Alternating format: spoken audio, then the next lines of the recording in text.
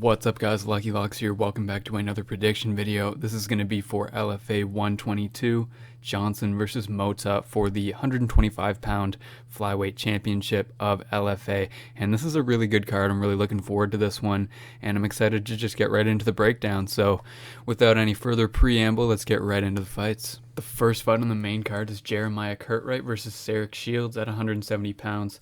Curtright was 8-6-1 as an amateur, actually fought Darian Weeks while he was there, so that's a good, bout to have under your belt.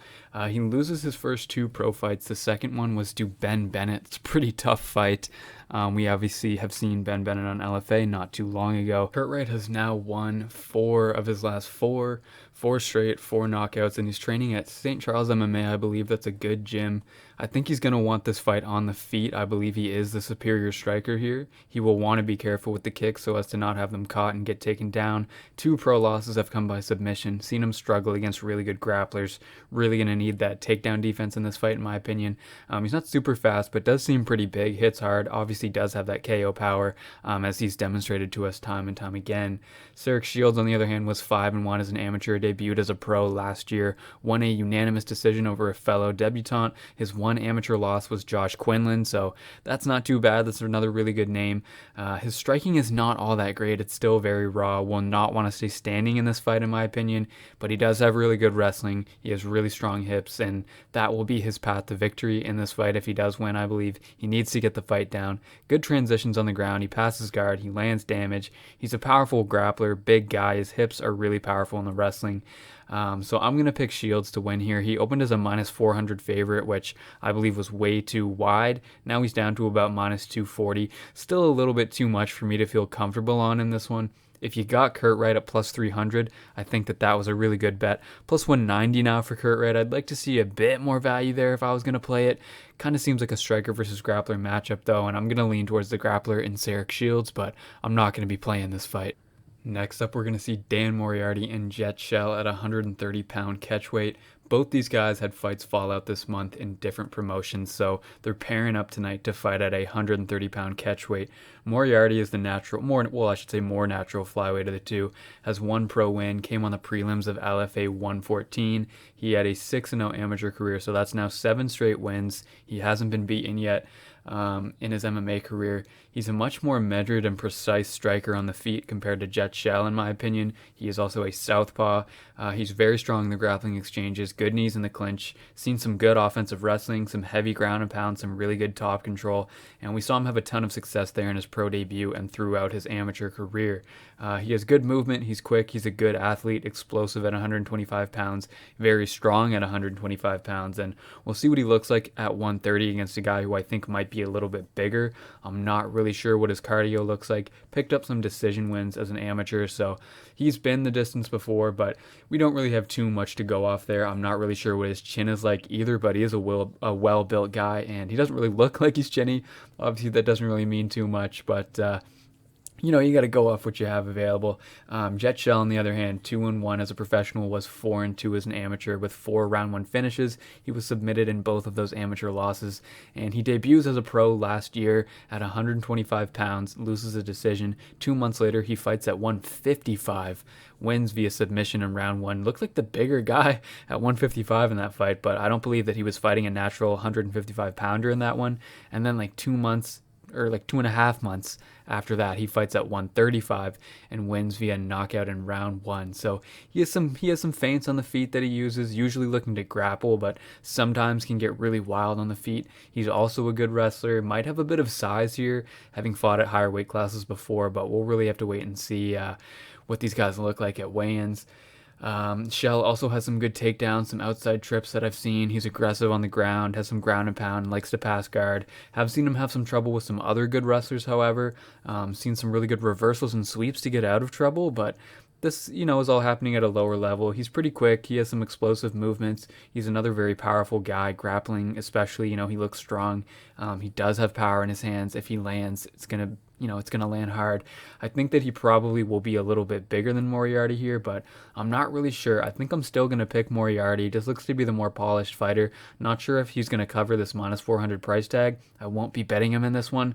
If Shell looks really big at weigh-ins, maybe I'd consider that plus 300, but I'm still going to pick Moriarty to win this fight, so that's the way I'm leaning in this one. So we're going to move on to the 145-pound division for a fight between Fred Freeman and AJ Cunningham. Freeman is a 33-year-old fighter from St. Louis, hasn't fought since 2019, but had 2 canceled bouts in 2021, so obviously he's been in the gym. One of them was actually this exact matchup. Freeman had a 3-7 amateur career, now 3-3 as a pro. He's been submitted in all of his losses. He has 2 Bellator appearances, one against Baby Slice, got choked out in under 2 minutes, so that's not really great. Aaron Chalmers was the other one. He lost by triangle in round 2. That one's a little bit better. But 2 of his 6 fights have come against opponents with winning records, and he's 1-1 in those fights, so he hasn't fought a ton of high-level guys. AJ Cunningham, on the other hand, turned pro after an 11-4 amateur career. He was an amateur champion. I forget the name of the promotion, but he's now 8-2 as a pro. He's the current champion of Attitude MMA, which is a Tennessee-based promotion, I believe, and he's the champion of the 155-pound division there, so lightweight. Back at featherweight here, he defeated Jonathan Jackson to win that belt as well. That's a pretty decent win. His 2 pro losses are Solo Hatley Jr. and Javier Garcia. Both of those guys are solid fighters. I just don't think that Freeman is on the level of Cunningham in this one. I think Cunningham is a better fighter, so I'm going to be going with AJ Cunningham. Not really interested in getting involved with this one at minus 500, but I do believe that Cunningham is the side here. Next up, we have a really exciting prospect in Will Starks coming up against Glaucio Eliziario, and this is an interesting fight, man. Will Starks came up off the IMAF scene. He beat Ben Bennett, Lucas Clay, Alex Martinez twice, all as an amateur. He's now 7-2 as a pro and a really good fighter. He has a win over Slava Borshev on LFA, and obviously we just saw Borshev get a finish on the last UFC Fight Night event. Starks has good body shots, quick hands, pretty good striking defense. He's a great wrestler, really effective when he gets the hands locked, and he likes that inside trip. He's pretty good with that. He's fast, has good footwork, good movement. He's a good athlete, lots of power on the takedowns. And he's got good cardio too, got good durability, stood in there with Borshev for 3 rounds, escaped with a split decision there. And Eliziario is not the best record at 9-7. He has faced some tough guys: Natan Schultz, Ismail Bonfim, Christian Aguilera, Aaron McKenzie, Chris Brown. The list goes on. He's fought pretty tough guys, but he just hasn't beaten any of those guys, and he's 2-5 in his last 7. Lost 3 straight coming in here against a really tough opponent in Will Starks. He's been finished in 5 of his 7 losses, 34 years old now. Just kind of a lot of red flags. I think that Stark is going to be a lot better in this matchup. He is a heavy favorite, but I'd be pretty shocked if Will Stark didn't get the win here. So I don't know if I'm really going to get involved with this one at minus 500. But I do feel like Will Starks, like if you're making a big parlay, I would probably have him in it. I feel pretty good about Will Starks getting the job done in this fight. That's going to bring us up to the co-main event. This is a really good fight at 155 pounds between Brant Moore and Arthur Estrazulas. Moore is a 27-year-old prospect out of Texas, trains at a good gym. He's got great length at 155 pounds with a 74-inch reach. However, Estrazulas is just as long, even though he's not listed as such on Tapology. I believe that he does have a 74-inch reach as well. But back to Moore, he's 5-0 on LFA and has 2 finishes. He's currently on a 7-fight win streak. The one loss was Lucas Clay.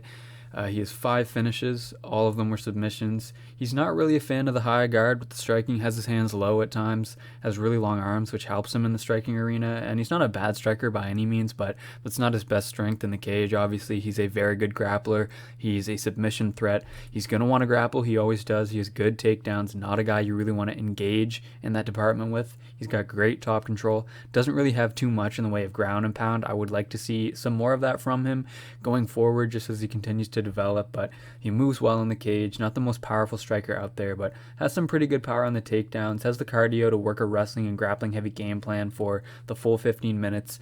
Across the cage from him will be Arthur Estrazulas. He is a 12-5 Kings MMA product. He's the older fighter in this fight at 32 years old, and his last fight was for the vacant 155-pound LFA belt. He was defeated by Nick Brown, who was signed to Bellator and is off to a 1-0 start over there.